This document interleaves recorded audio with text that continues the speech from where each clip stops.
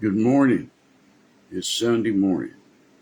If you're not already at church, you need to get ready to go to church. If you're not already ready to go to church, unless you're already at church. Did that confuse you as much as it did me? It's Sunday morning. Today is the last day of our Bible conference. Most of us will be in our own churches this morning. A few of the men who aren't pastoring churches but are evangelists or missionaries, they may be at Full Gospel this morning. I will be there tonight for the last round of the conference. Remember, all of these services have been live streamed on Facebook and YouTube. I know Facebook gets rid of them after about 30 days, but they're archived forever on YouTube. You can watch them, you can download them, you can add them to your catalog, whatever. There's really good stuff said. We finished chapter 42 in Isaiah yesterday, and we will begin chapter 43 today. I think today may be the first day of true fall as opposed to calendar fall. It's only a month late. As today's the 19th of October, and the first day of fall was the 20th of September, and it has been anything but fall. It's been mostly summer for the last month, a continuation of summer. But this morning, I think it's 48 degrees. It's going to be sunny today. The high of only about 63 or 4, something like that.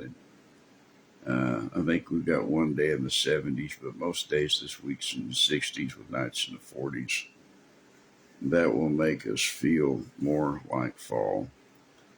We should have had the first frost by now, or very near to now, and it will not come this week, but we hope it comes because we have no color. We don't have the fall foliage, as it were, until the first frost. But one good thing about it is allowed the warmth and rain have allowed the turnips to grow a little longer. And Dr. Adrian is going to give me some turnips from his great garden. At least I hope he does. I couldn't wear a tie today. I dressed up. I had on a shirt and tie, but I was having trouble functioning, so I had to take it off. I'm not going to go into detail, but those of you who know me know that I have some ailments, and sometimes I can't stand to be all bound up. It's just too much. So we do what we can. You know, I have a lot more going for me than the Apostle Paul did. I'm a lot better health. I can get around better. I can see. The trouble is I'm not as smart as he is. And I did not have the intimate relationship with Christ that he did. Although I have striven to have such, it has not prevailed to that degree yet, to where I was taken up into the third heaven. That hadn't happened yet. Some of my brethren claim it's happening to them. I wished him well, but I'm just not so sure. Charlie, my gosh, what a deal! It's Sunday morning, and I'm still alive, and I'm glad that you are too. God bless you. God bless you. Chapter 43 of Isaiah, we're beginning it today. I don't know how far I'll get because I'm a little ragged physically, but I do have enough time. We'll be going to Victory this morning, and so I don't need to be at Full Gospel Church to go over the program with the musicians because I won't be playing this morning. I'll be playing at the Victory Baptist Church.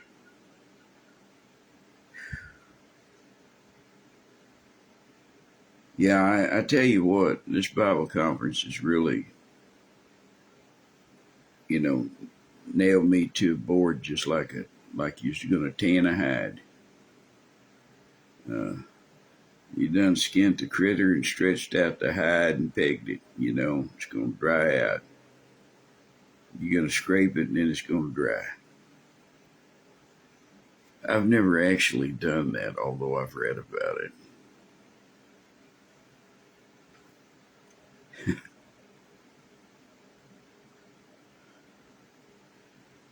But we're going to begin with Isaiah 43. I'm sorry to be a little less than gung-ho this morning. I'm sure I'll improve as the day goes on.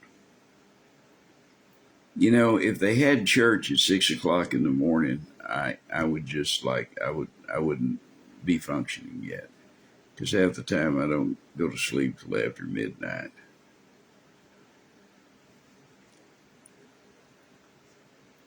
Chapter 43 of Isaiah. We talked about in 42, basically divided into two sections: Christ, the chosen servant; Israel, the chosen nation.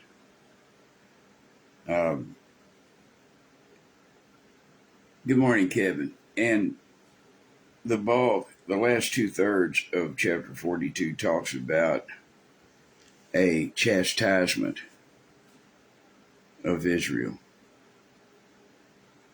That for their disobedience, they had to be chastised. They had to be destroyed. And I explained that the northern kingdom was destroyed and taken captive in 732 BC by the Assyrians, and then Isaiah is writing around 712 BC. But he's also witnessed the invasion of the Assyrians of Judah and how God turned away that invasion. But he knows that God is going to judge Judah the same as he judged Israel, the northern kingdom. And why? Because they went a whoring after other gods. They sacrificed their children and they believed the lies of false prophets. 3 reasons are always the same. That is why the Lord God is destroying this nation right now, our country. But you probably didn't have that on your program, so you may not know about it. But A, we are being destroyed. B, we're being destroyed by God. C, we're being destroyed for the same 3 reasons that God destroyed Israel and Judah. We went a whoring after other gods. We sacrificed our children, and we believed the lies of false prophets. In 43, we take up with the restoration of all of Israel, not just Judah. This does not apply to the return from the Babylonian captivity in 533, 534 BC under King Cyrus. Nope. This had a partial fulfillment in that, but only Judah returned, not Israel. And the restoration and redemption described in chapter 43 of Isaiah did not happen at the Babylonian return under Ezra, Nehemiah, and Zerubbabel, and Joshua, the chief priest, the son of Josedek. So it is a yet future redemption and restoration. Chapter 43. But now thus saith the Lord that created thee, O Jacob, he that formed thee, O Israel, fear not, for I have redeemed thee. This particular form of redemption is the Goel, the kinsman redeemer. It's what Boaz did for Ruth in the story, the book of Ruth, about how she was a stranger, a Moabite, who had married a son of Judah. Robert, Gary Sheldon, what a deal. It's good to see you this morning. It's good to know that you are alive and well and ready to charge hell with a squirt gun. I know you're ready to go to church up there in Pulaski County today. God love you. Now,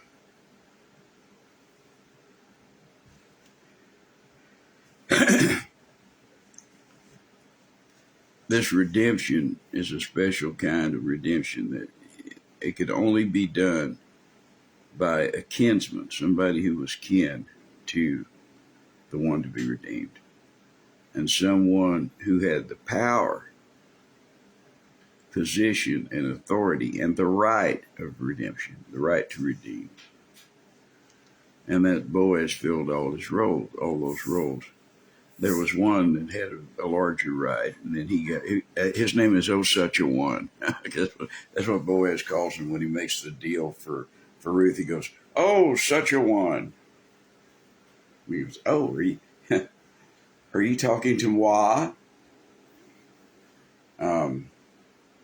So anyway, he buys back Ahimelech, all that was Ahimelech's sons, to give the land to Naomi, Ahimelech's widow, and for the wife of his son Ruth, and he also buys Ruth to be his wife. And he's an old man, she's a young woman. She gives him a baby. They called him Obed. And Obed, when he grew up, he had a little baby. His wife had a little baby. His name was Jesse. And then when Jesse got old, his wife had a baby. And his name was David, the king. Jesus Christ is the son of David, the son of Abraham. So this word used where God says, I have redeemed these, talking to Israel 712 years before the manger in Bethlehem. But he has redeemed them in eternity past and in eternity future, because it's always now with the Lord.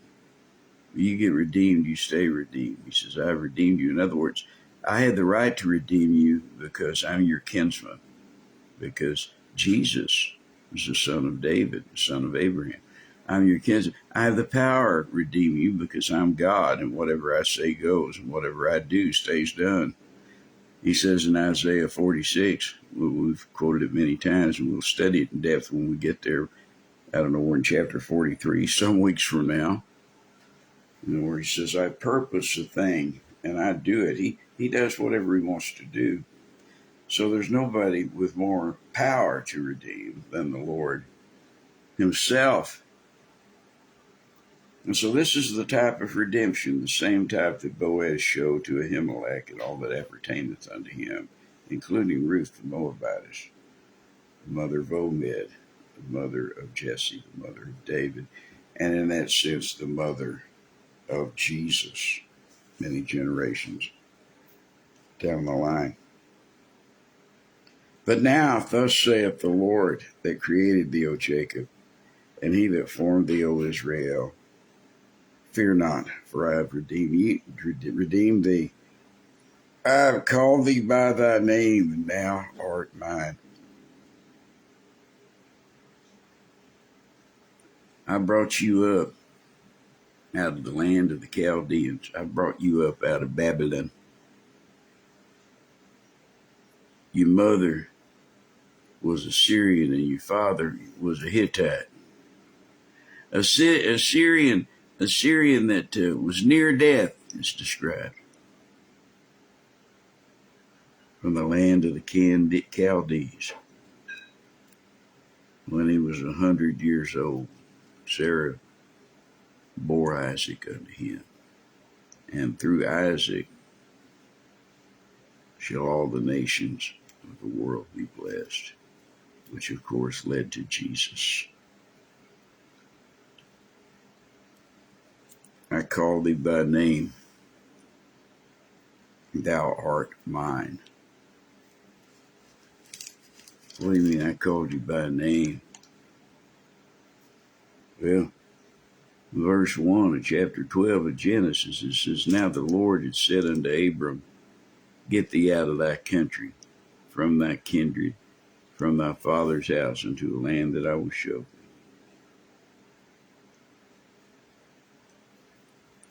Let's back up a little bit and show you where they were. They were idol worshippers, devil worshippers, worshippers of Nimrod and Semiramis and her bastard Tammuz, the mother-child cult that they want to wrap around our necks. That is Babylon, the mother-child cult.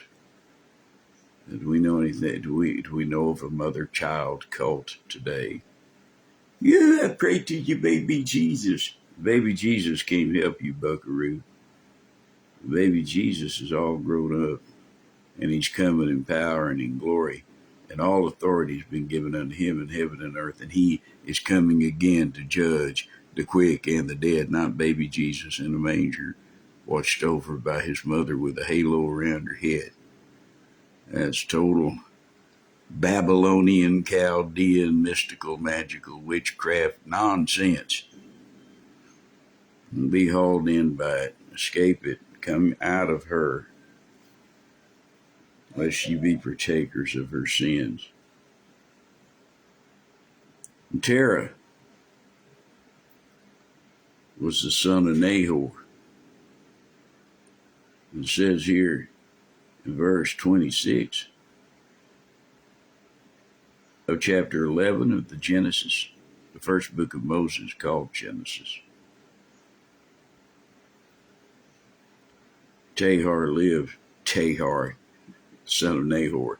And Nahor lived after he begat Terah 119 years and begat sons and daughters. And Terah lived 70 years and begat Abram, Nahor, and Haran.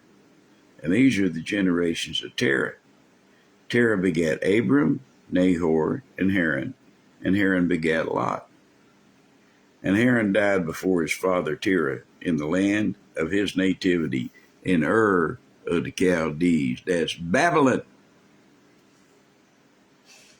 People thought that the Bible was just full of baloney, man.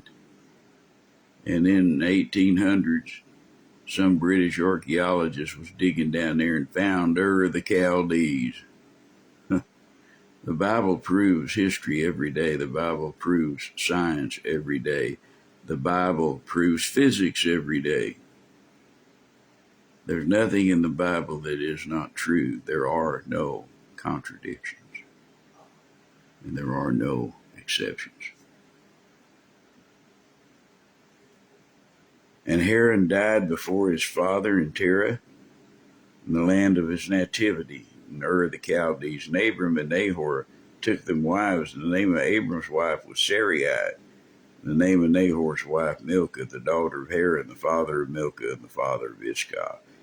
But Sarai was barren, she had no child. And Terah took Abram his son, and Lot the son of Haran his son's son, and Sarai his daughter-in-law, his son Abram's wife, and they went forth with them from Ur of the Chaldees to go into the land of Canaan. And they came unto Haran, it's only a few miles outside of Babylon, and camped out, and dwelt there. And the days of Terah were 205 years, and Terah died at Haran. Verse 1 of chapter 12, now the Lord had said, and this is why they left, you see. Now the Lord had said unto Abram, get thee out of thy country and from thy kindred and from thy father's house to a land that I will show thee. And I will make of thee a great nation. I will bless thee and make thy name great, and thou shalt be a blessing. And I will bless them that bless thee, and curse them that curseth thee. And in thee shall all families of the earth be blessed.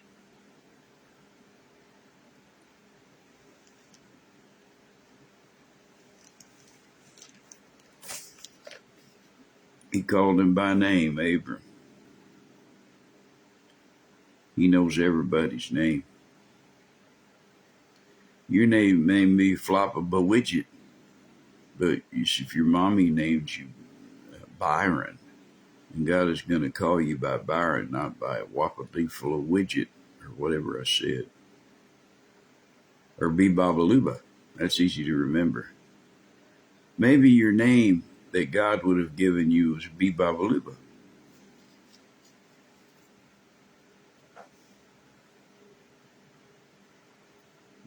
but he calls you by the name your mother gave you so that you don't get confused and so that she doesn't get confused. If your name was Byron or Percy or Llewellyn or Valdemar or Vladimir, whatever your name is, that's what they will call you. But God calls you by name. He knows your name. I've called thee by thy name, thou art mine. How was Abraham God's? He took him from the land of the Chaldees. He tore him away from the idols and brought him into Canaan. Said, wherever you walk, I'm giving this land to you. Wherever you put your foot down. Gary Jennings, my old friend. God bless you, Gary. I hope y'all are doing well. I played with your preacher there at, I guess he's still there, at Chadwick Pentecost Church. He helped me out with music in a revival a couple of years ago. He's a good boy. Did a real good job.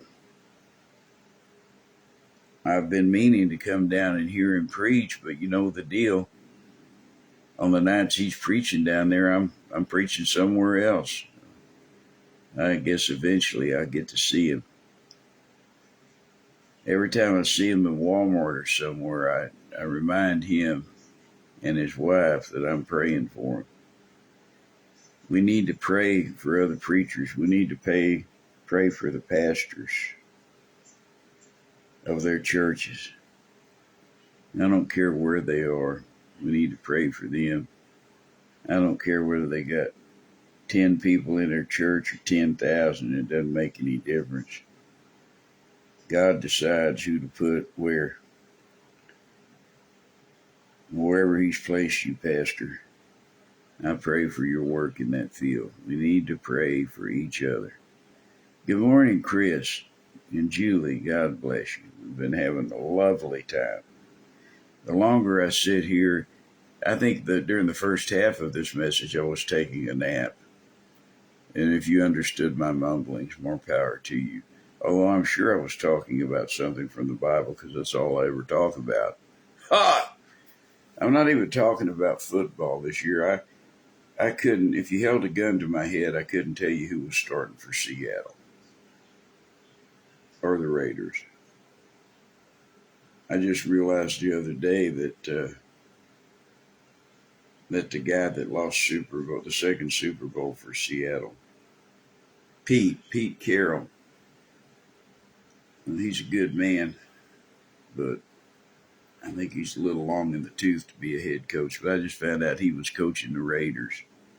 And I just went, wow, what a deal. But you know what? I would like to be relevant at 80 years old, and I'm not relevant at 70, or I'm barely relevant at 70. So at 80, I would like to be relevant, so I'm not going to begrudge him. My point is that I'm struggling to get to the point where all I think about is the Bible and all I talk about is the Bible. And I think I'm nearly there because my brain has gotten so small and my retention level so depleted that I don't need to fill up my mind with a lot of other stuff. Steve Youngblood in the service last night talked about speed reading books.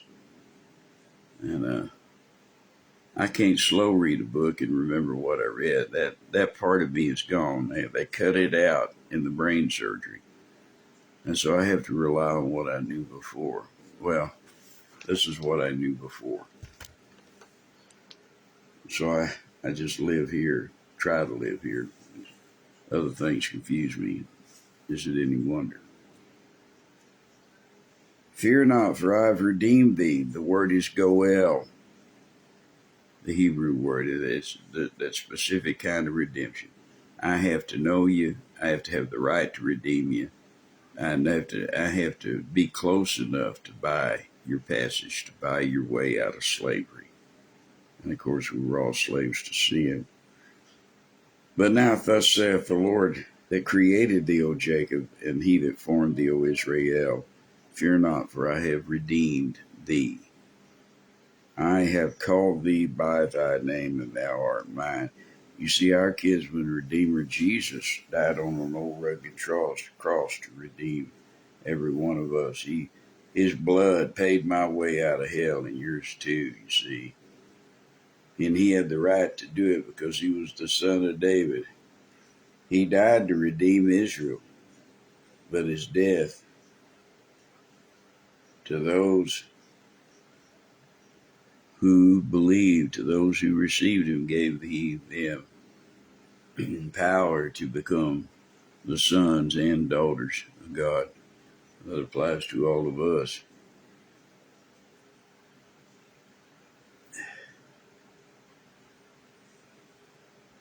We went to the cross to redeem us, but he also redeemed Israel. And by us, I don't mean Gentiles and Jews. I mean believers and unbelievers.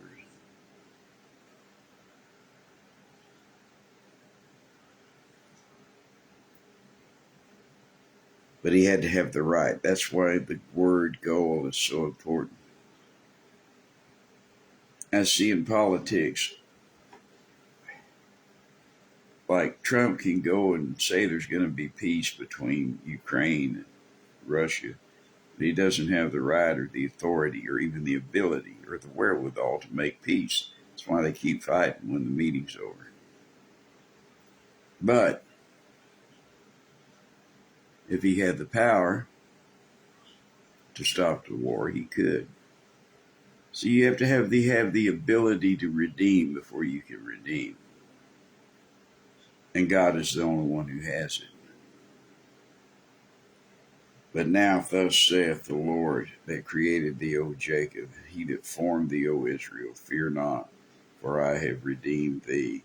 I have called thee by thy name, thou art mine. Don't get it in your head that he's talking to the church. God is not speaking through Isaiah to the church. The church did not exist.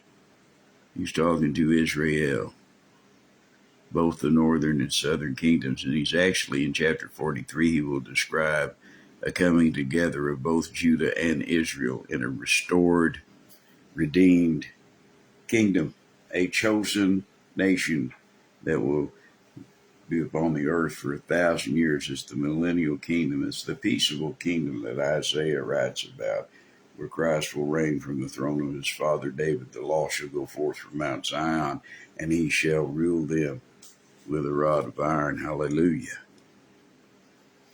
Israel is not the church. The church is not Israel. The church did not replace Israel. Israel will never be part of the church unless an individual Jew gets saved and becomes a Christian.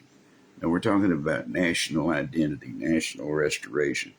That will happen when Christ sits on the throne of his father David, in Israel, in Jerusalem, on David's throne. Period. There will be no exceptions. There will be no alterations. That's exactly how it's going to happen. I'm disagreed with by many, but that's okay.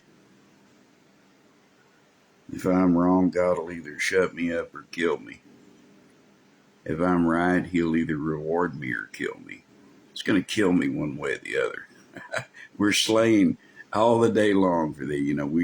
We're as lambs to the slaughter. I did not count my life dear, and you shouldn't either. See, the only way you can do this job is you have to overcome him by the blood of the Lamb. By him, I mean the devil. And they overcame him by the blood of the Lamb, by the word of their testimony, and they loved not their lives unto the death. You got to love him more than you love your life. You got to love him more than you fear death. And let me tell you, I'm afraid of him more than I fear Christ more than I fear death. Death is just a change of address. I don't want to live with the disapproval of my God and my King, my Master. No, Babaluba, I want to go down to my house justified, and so do you. One more thing about this redemption. I know that you're thinking, well, why is he talking so much about this? Well, if you've ever been down on your luck, you'll realize that there may be a lot of people who want to help you, but in most cases, very few people can help you. See, they have to have the ability to help you. If you're fixing to get thrown out of your house, and maybe you can make a mortgage settlement and save your house if you make, your 6 late payments and pay 2 payments ahead or something, or restructure your loan with the help of somebody else. But somebody has got to have the financial wherewithal, the ability to redeem your note. They have to have the ability to restructure and reorganize your note. They have to have the ability and the power to do that. In other words, they have to have the credit and the financial wherewithal, the cash money. They've got to be able to do it first. Then they got to be willing to do it.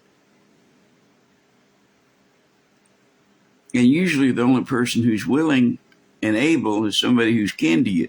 And when you're poor like me, you got a lot of people who are willing to do it, but they're not able. That's why this idea of the Goel redemption, the kinsman redeemer redemption, is not only do we have a close kinsman, not only do we have somebody who is willing to do it because he loves us, because we're family. I'm a child of the King. Yes, I am. He is not ashamed to call us brethren. So we have the family relationship. We have his willingness to do it. We have his desire to do it. He says, come unto me, all ye ends of the earth, that ye may be saved. How often would I have gathered you under my wings as a hen doth gathereth her chicks, and you would not? Behold, your house lieth unto you desolate. You shall not see me again until ye shall say, blessed is he that cometh in the name of the Lord. Barak haba b'shem Adonai. Glory. Glory to the name of God. This redemption is only possible because Christ wants to do it, and because he is able to do it, you see. He has the power and the money or whatever it takes to redeem you from whatever situation. The first part of this happened for the Christian when you got saved. You were chained to the devil in a life of sin. When Jesus came to seek and to save that which was lost and to destroy the works of the devil. So he bought you from the devil with his precious blood. He bought you on Calvary. And so then you're not shackled in a chain gang anymore. You turn around, you don't have any shackles on, you don't know what to do. Well, what you do is you follow in the line. You follow the man who just bought you. And you go where he goes. And you do what he does. And if he says do, you do. If he says go, you go. If he says stay, you stay. You are the servant of a master. I am the servant of a master who has redeemed us from death and hell, who has delivered us from the wrath to come. And from whom we have obtained mercy and eternal life. And this is the record, that God hath given unto us eternal life. And this life is in his Son. The redemption, the goal redemption, the same word is used in Isaiah 59, verse 20. And to the Redeemer shall come to Zion. And the Redeemer and the Goel and the Redeemer, the kinsman Redeemer, the one who is willing to do it, to redeem, the one who is able to redeem, the one who can deliver. And the Redeemer shall come to Zion. This is one of the last things that Isaiah wrote. He's a very old man, around 698 BC.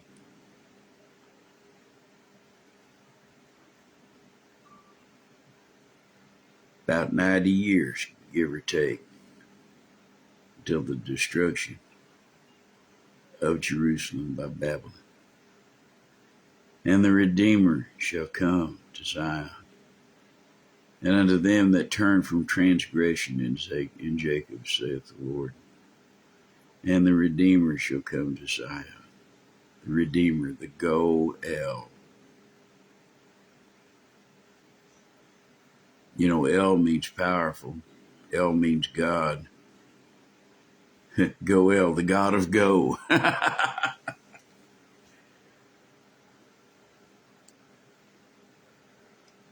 As for me, this is my covenant with them, saith the Lord, my spirit that is upon thee, and my words which I have put in thy mouth shall not depart out of thy mouth, shall not depart out of thy mouth, nor out of thy mouth, of the mouth of thy seed, nor out of the mouth of thy seed's seed, saith the Lord, from henceforth and forever, from now to forever.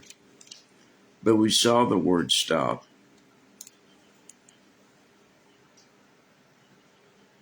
We saw the destruction of Jerusalem, 70 AD, the beginning of its restoration in the late 1800s, the official restoration in 1948, and the ongoing restoration. The language was dead. It's now the official language of Israel. Everybody has to speak Hebrew. All the signs are in Hebrew. The legal documents are in Hebrew. The newspapers are in Hebrew, except for, their English language and French language and Arabic language papers also, but the official language is Hebrew. They took a dead language just like God took a dead land and made it into a garden. And that's only a partial restoration, you see. They're being restored, but they're not being redeemed. The redemption will come at the end of the Great Tribulation.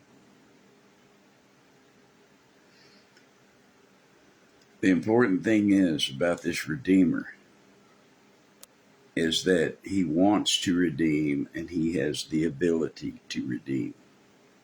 And that is what Goel means. He is the kinsman redeemer. He not only is able to redeem, he has a very keen interest in redeeming you. He wants to redeem. So that's how this chapter starts off. But now thus saith the Lord that created thee, O Jacob, he that formed thee, O Israel, fear not, for I have redeemed thee. Goel. I have goeled you. I have called thee by thy name, and thou art mine. Hallelujah. Thou art mine. Rejoice in the Lord today. Rejoice in the Lord today. It was a big song of the Puritans. Rejoice in the Lord. Rejoice in the Lord. And then the verses were taken from the Psalms. That's a song that maybe I knew as a child or had learned for a choral or a choir presentation. I want to look that up.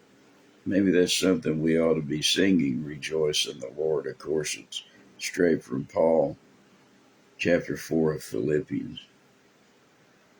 I'll pursue that. I'll even make a note of it so I don't forget. If I don't make a note of it, it's gone. God bless you. have a big time at church today.